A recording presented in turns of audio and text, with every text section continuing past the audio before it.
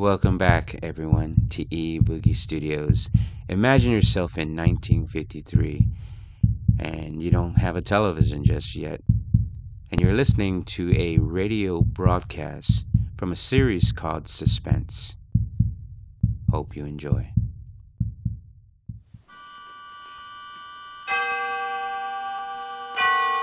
Autolite and its 98,000 dealers bring you Mr. Lloyd Nolan in tonight's presentation of Suspense.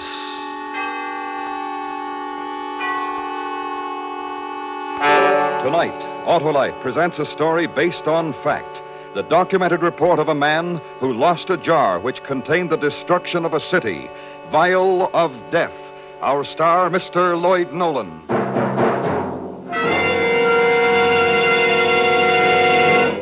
Hello. Say, you know today's my birthday? It is? Well, congratulations, Sheriff. Yep, and I've covered a good many miles in my day. And congratulations to every driver who uses those world-famous, sure-firing, fit and fabulous Autolite spark plugs. The spark plugs that are ignition engineered for the finest performance money can buy. Hello, my car's slow on the pickup. Not performing up to par? Well, why not take that car into your Autolite spark plug dealer for a spring checkup? If your spark plugs are worn out, he'll recommend a new set of Autolite spark plugs, either standard or resistor type. Then you'll be set for smooth driving days ahead. Well, how can I find his address? Just call Western Union by number and ask for Operator 25. She'll quickly tell you the location of your nearest Autolite spark plug dealer, the man with ignition-engineered Autolite spark plugs. And remember, from bumper to tail light, you're always right with Autolite. And now, Autolite presents Vial of Death, starring Mr. Lloyd Nolan, hoping once again to keep you in suspense.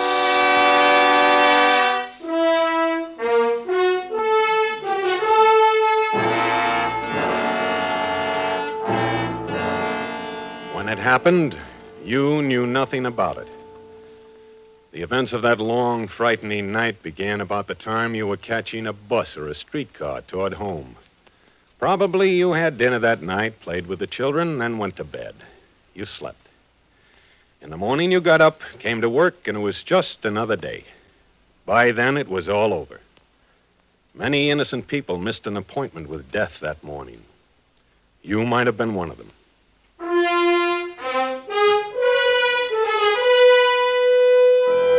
It was 5 o'clock on that particular night as I climbed the stairs of the downtown Central Station. I'm Lieutenant Joe Holloway, acting chief of detectives during the night watch. Most of the men on the day watch had deserted their desks and were climbing into overcoats as I passed them in the hall. Good night, Joe. Evening, Lieutenant. Sam? Hey, weren't you off yesterday? Yep, Have a nice day. I guess so. I stayed up when I should have been in bed, took the kids out to the zoo. And when I should have been up, I went to bed. Today, instead of going to bed, I was up. But to answer your question, Lieutenant, I enjoyed my day off, but I should have stayed in bed. Well, I guess I should spend more time with my kids, but I don't. Working nights 6 days a week, I never have time to see them. I can understand that, Lieutenant, but today... Yeah, I don't. Maybe next week. There, anything interesting on the hot shot sheet? Nah, nothing exciting. Hey, did a Ruby come in yet? On a stakeout tonight. Oh. Well, might as well make out the watch for tomorrow. Evening papers come in yet? No. Excuse me, is this the office of the chief of detectives? That's right. Lieutenant Holloway? Lieutenant? Yeah, This is Lieutenant Holloway, mister. Are you in charge here? that's right. I'm Professor Harold M. Froelich. The officer at the front desk told me to see you. What can I do for you, Professor Froelich? Well, I'm afraid I'm going to need your help, Lieutenant. You see, my car was stolen a few minutes ago. Oh, you want the auto theft division. It's right down the hall to your right. No. You see, I was on my way to the university at Brenton for some lab analysis, and I stopped at a drugstore just a few blocks from here to buy some pipe tobacco. Yeah. Well, when I came out of the drugstore, my car was gone, stolen. And I'd left my satchel in the car, too. It contained various instruments and a sizable amount of narcotics. Oh, I see. No, you don't. I'm not so concerned about the loss of my car nor the narcotics. Well, then, what are you concerned about, Professor Froelich? The vial. That's what worries me. What vial? There was a glass vial of bacteria in my satchel, too. You see, my work is developing antibacteriological techniques, protective methods against germ warfare. In this work, I use living microorganisms, bacteria, and the vial contained an extremely large amount of these bacteria. Oh, I see. Now, what kind of bacteria did the vial contain? Cholera bacteria. Cholera. Cholera? Yes, enough to start a cholera epidemic throughout this city in a matter of hours, if the thief finds that vial and opens it. How contagious is it? Oh, if the slightest amount gets on the thief's hands or clothing, sooner or later he's certain to get it into his food or drinking water, in which case he would undoubtedly develop cholera and then could pass it on to others. Or, thinking the vial is worthless, he might throw it away on the street and break it. Or he could easily throw it into one of the reservoirs around the city, not knowing what it is. Do you understand, Lieutenant? Yeah, I understand. Animals and rodents present the greatest danger of all. If they become carriers, an epidemic is inevitable and almost impossible to curb. Wouldn't the bacteria die if they were exposed to air? No, they wouldn't become exposed even if the vial were broken. You see, the vial contains a peptone broth, a milky substance. The bacteria are in this peptone broth like bees in a honeycomb. It not only protects them, but it nourishes them as well. I see. Lieutenant Holloway, you must find my automobile before the thief has a chance to get at that vial. You can't imagine the horrors this city... Where was your car stolen? At the corner of 10th and Main Streets about 15 minutes ago. It's a blue sedan, 4-door. Get this, Sam. Right. What year? 51. License number? 6N16837. What about the satchel? Black, usual doctor's bag with my initials on it in gold. HMF. Describe the vial. Oh, let me see. About 8 inches long, diameter 2 inches. A silver pressure cap with a lump on top. It can't be opened without pressing the top. The contents are milky fluid. It's about the size of a baby's feeding bottle. Sam, get Lieutenant Ruby off that stakeout right away. Tell him to meet me at 10th and Main. Okay. I'll put an APB on the car.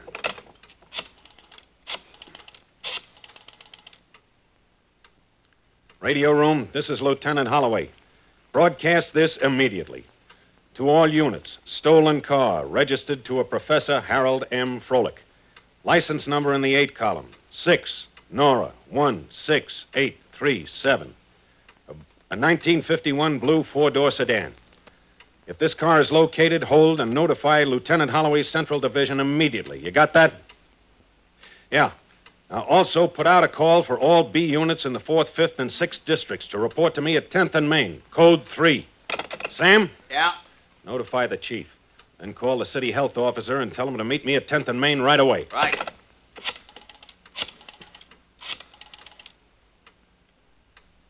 This is Holloway.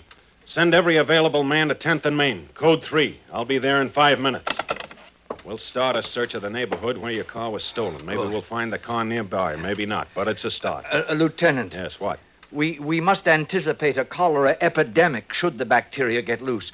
Serums, facilities, doctors... We'll take that up with the city health officer. And we must notify all hospitals and emergency wards to report immediately any case that appears with the symptoms of cholera.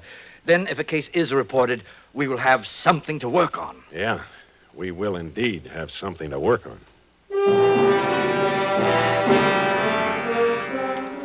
It was 7 o'clock that evening when 120 officers and reserves gathered at the intersection of 10th and Main, where Professor Froelich's car had been stolen. The curious was shuffled off, the press banned. Lieutenant Ruby reported for duty, and I briefed him.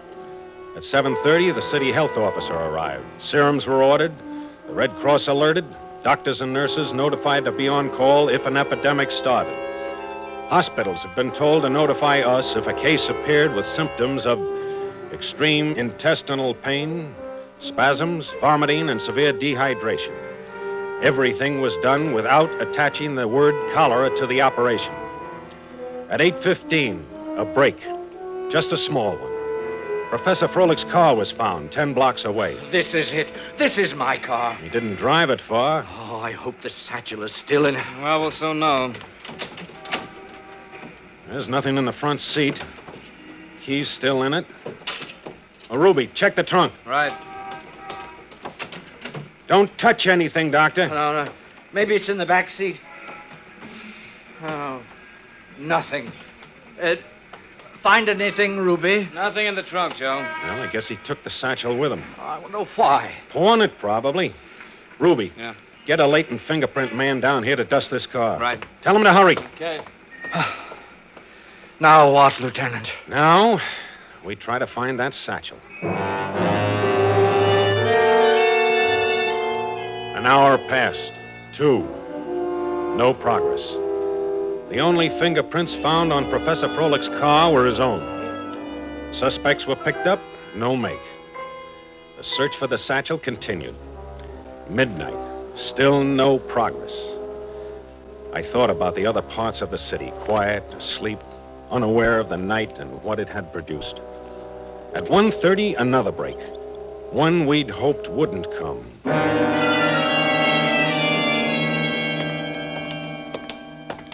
When was he brought in, nurse? A little after 12. His condition? Critical. Respiration very low. Severe dehydration. You're certain about the symptoms? Quite certain. Also, the lab confirmed presence of live Vibrios organisms. Who brought him in? It was an ambulance call. The patient had been in one of those awful bars down the street. He suddenly became ill, delirious, then fell to the floor with intense spasms of the intestinal tract. We'd better get the health officer on that bar right away. Oh, yes, it must be quarantined at once. In here. I thought it best not to put him in a ward.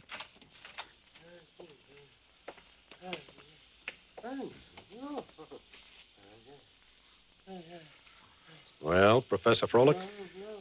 Can you visualize this happening all over the city? Your wife, possibly your children. Any chance of a mistake? Presence of live Vibrious organisms, there's no doubt now. Nurse, was there any identification? Just the wallet there on the stand. Anything there, Joe? His name was Al Walker, 8200 Carl Street. I don't know. Al? Al Walker. Can you hear me? Al, listen to me.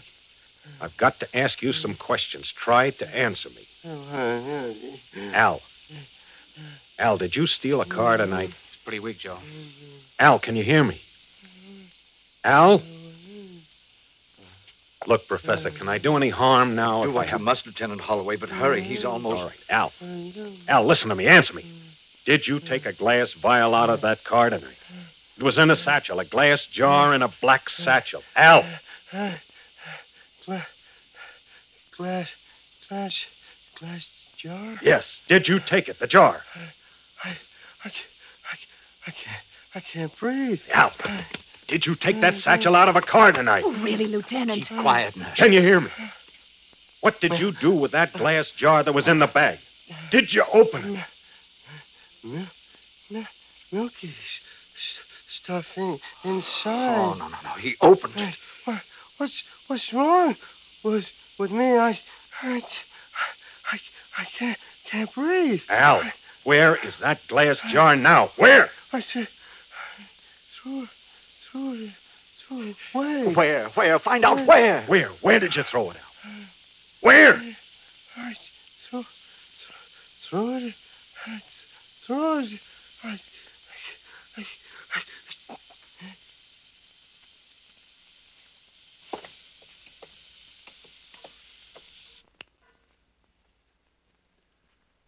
Well, they're loose. Enough cholera bacteria to start this all over the city in the morning.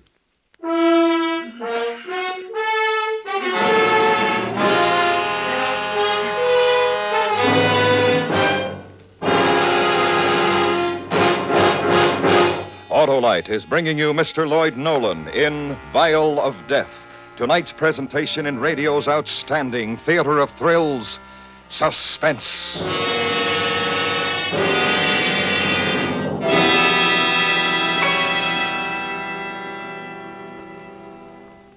Hey, Carlo, my friend Slim corralled himself a whole herd of wonder workers. He did, Sheriff? Yep, he got a set of them Autolite resistor spark plugs. Says they're the finest thing since Texas joined the Union. Well, they sure are, Sheriff. The greatest advance in spark plugs for automotive use in 25 years. That built-in exclusive Autolite 10,000 ohm resistor makes possible such outstanding advantages as double spark plug life, smoother engine performance, and quick starts. And the Autolite resistor spark plug is only one of a complete line of world-famous Autolite spark plugs, ignition engineered for every use. So lasso yourself a whole set of them Autolite resistor spark plugs, partners. They're available at your nearest Autolite spark plug dealers. To locate him quickly, call Western Union by number and ask for Operator 25. And remember, from bumper to tail light, you're always right with Autolite. And now, Autolite brings back to our Hollywood soundstage Mr. Lloyd Nolan in Elliot Lewis's production of Vial of Death, a dramatic report well calculated to keep you in suspense.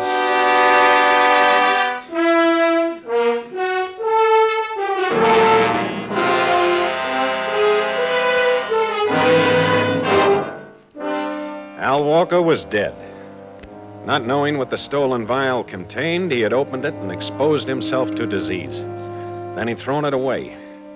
This is what faced us in our city that night, an epidemic of cholera. Professor Froelich, Ruby, and myself left the hospital. We crossed a sleeping city to the address found in Al Walker's wallet, 8200 Carl Street. It was an apartment house. We woke the landlady, and she led us into Al Walker's room. We searched. I always said that Al Walker was a good-for-nothing. He never worked, loafed, drank. You're certain he was here about 7 o'clock? Positive. I heard him come in and go out. Well, no vial, no satchel. Nothing but dirty laundry. Well, what did he do? Steal them things? Where do we go from here, Lieutenant? I guess we'll have to go back and start with that bar. You know, you better quarantine this place and get the health department out here. What's that? Anyone who came in contact with Al Walker will have to be vaccinated. Well, what was the matter with him? He was, sick. Yeah, very bad? Bad enough to kill him. Al's dead? That's right. And you say anyone who was near him might catch what he had? If they aren't vaccinated right away, they might. Well, then, Mrs. There's something you haven't told us. Well, I don't want to cause anybody no trouble, but when Al was here earlier tonight, he stopped in to see Mrs. Pierce. They were friends. Where does Mrs. Pierce live? In 306, the end of the hall. I wasn't snooping. It's just that I like to know what's going on in my place, that's all. Okay. Now, you better get back to bed, lady. Bed? Who can sleep with a thing like this in the house? Well, what will the tenants say? What time is it, Lieutenant? 3 a.m. Here it is. Be daylight in a few hours. There's much time. I know.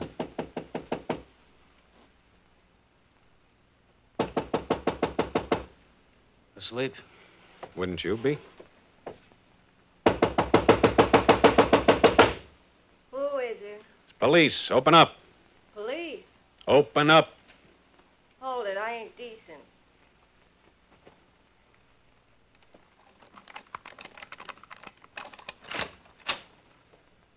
What do you want?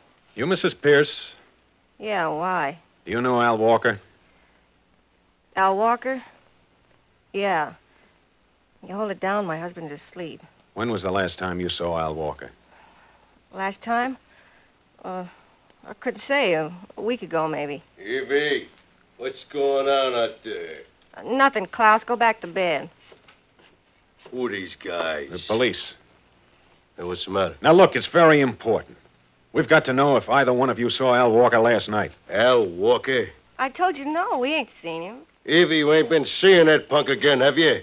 I ain't seen him. I told you I wouldn't. Mrs. Pierce, last night Al Walker stole a car. When he left it, he took some things with him. Among them, a black satchel containing a small glass vial, a jar. This vial was filled with a milky substance. That milky substance would... Well, because of it, he's dead now. Dead? He died a few hours ago. Al? Dead? Anyone who came in contact with Al last night after he opened that vial can expect the same thing. Oh, no! You saw him. What? Yes. I thought you promised me you wouldn't see that punk no more. Shut up, you big ape. Mrs. Pierce, did Al have that vial when you saw him? Yes. What did he do with it? Well, he opened it here in this apartment. He opened it and smelled it. Oh, good Lord. He put the top back on because he said it smelled like rotten eggs. What was it? Will I get it, too? Will I get it? Hey, Ruby, call downtown. Tell them to get out here fast for vaccination. Right, Joe. Now, Mrs. Pierce, what did he do with the vial? Oh, he took all that stuff with him to a pawn shop at 3rd and Larkin. The old man there is a fence. Al takes all the stuff to him. Look, you stay here. The health department will be here pretty soon to vaccinate you. Don't try to leave the building. Am I going to be okay? I won't get it, will I? I don't think so. So you've been seeing that punk after all, after what I told you. Will you shut up? I hope you get it. Whatever it is, I hope you get it good. Serves you right. Come on, we'll try the pawn shop. 3:30 a.m. We pulled up in front of the pawn shop at 3rd and Larkin. The shades are down in the windows, but there's a light somewhere in the back.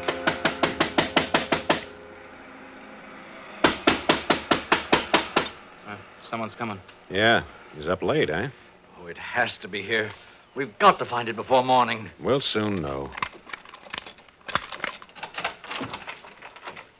What do you want? Open up, police.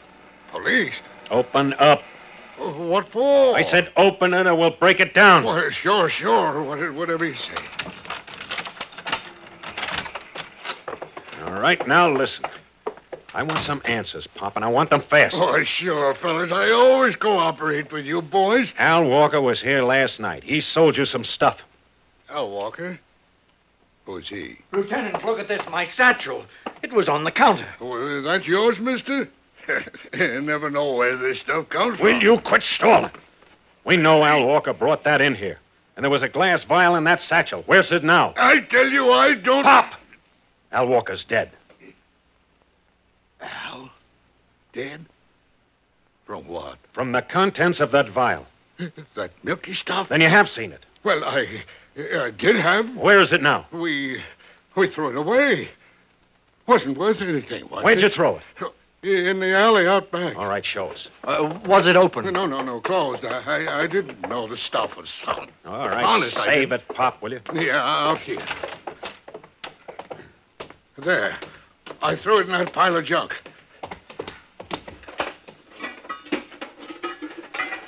I don't see it. I don't either. Are you sure you threw it here? Oh, right on top. I'm trying to cooperate with you boys, honest. Oh, it isn't here, Lieutenant. Keep looking, it has to be. But he threw it there. Threw all the junk out there and... Damn kids. What kids? Well, some kids were playing here late last night. Always play here, and they're always picking things up and taking them away. You say kids? Do you know any of them? Oh, I don't know for sure. Joe, look at this chalk drawing on the wall. What about it? Well, them kids drew that there, always doing it. Under this face it says Louis is a gooey. Louis? Sure, I know Louis. He was one of them. He lives over there, in one of them apartment buildings. Which one? I don't know which one. I seen him go that way sometimes. It's nearly 4 o'clock, Lieutenant. Can we get through all those buildings before morning? Well, we'll have to try. We'd better get Pop here vaccinated before we run him in. Say, Joe. What? Don't you think it would be a good idea if we got vaccinated, just in case? Well, sure, yeah. But we haven't got time, Ruby. Come on.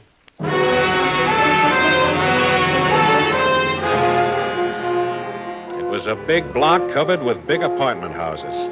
An additional 60 men were called in, and we started checking from apartment to apartment asking for a kid named Louis and the glass vial. The people half asleep must have thought we were crazy. What they thought wasn't important. What they would wake up to in the morning was 5 o'clock, 6. It got light out. Then 6:30 and 7. It was a bright, beautiful, sunny morning. A few people began to appear along the streets. Buses and streetcars were running. The city was waking up. And still, we hadn't found Louis or the glass vial of cholera bacteria. We still had dozens of apartments to go through. If we don't find it pretty soon, Lieutenant, we've got to let the city know about it. Warn them to watch for the vial. No, not yet.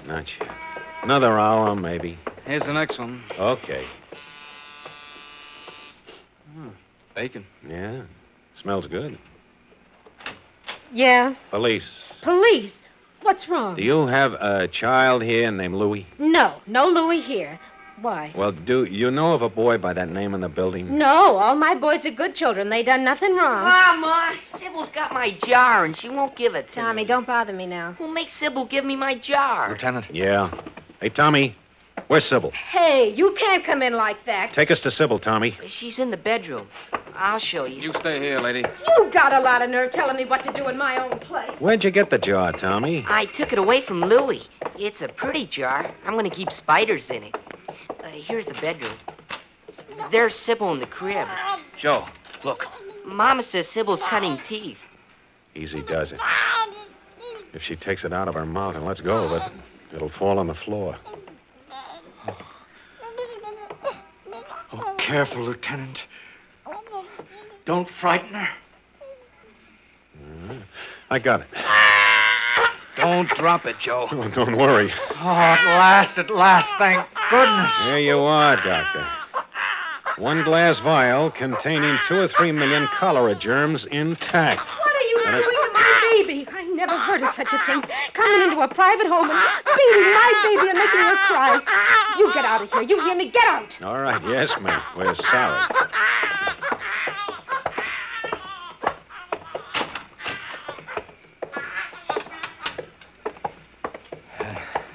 If the people in this city only knew what you boys... But they won't know, Professor. No, I guess not, Lieutenant.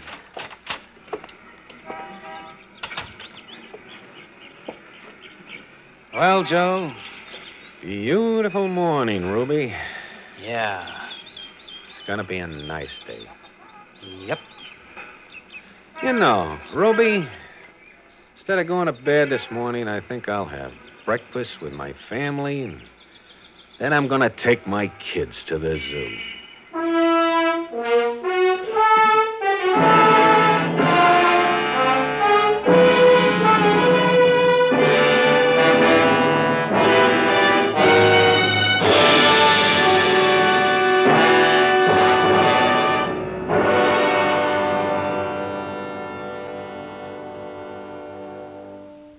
Suspense, presented by Autolite. Tonight's star, Mr. Lloyd Nolan.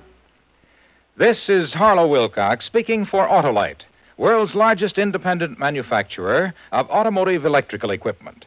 Autolite is proud to serve the greatest names in the industry. They are members of the Autolite family, as well as are the 98,000 Autolite distributors and dealers in the United States and thousands more in Canada and throughout the world.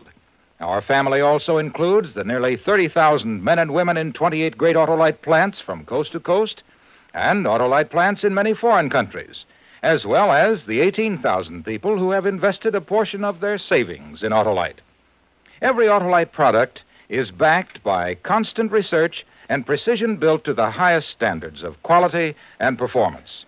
So remember, from bumper to tail light, you're always right with Autolite.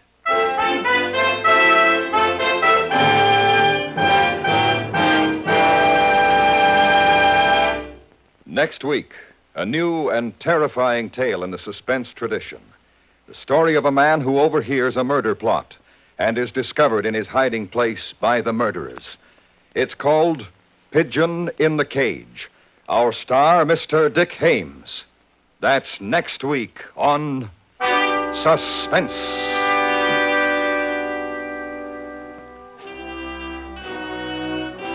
Suspense is produced and directed by Elliot Lewis, with music composed by Lucian Morovic and conducted by Lud Gluskin.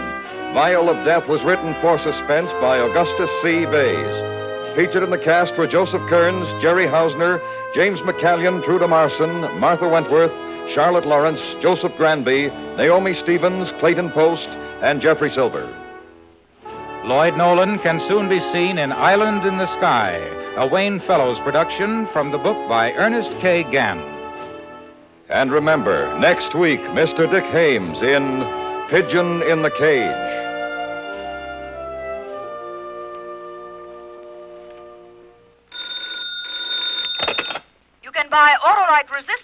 standard-type spark plugs, Autolite electrical parts, and Autolite stay-full batteries at your neighborhood Autolite dealers. Switch to Autolite. Good night. This is the CBS Radio Network.